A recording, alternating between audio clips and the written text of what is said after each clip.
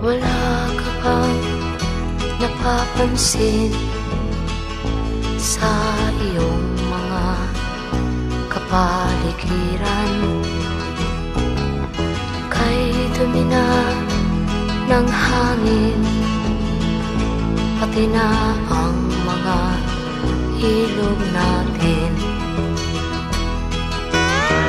Hindi nga masamang pagunlad at malayo-layo na rin ang ating narating.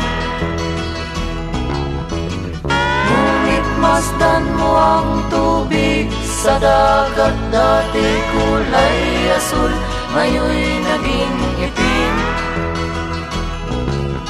Ang mga duming ating ikinalat sa hangin, sa langit, huwag na nating paabutin.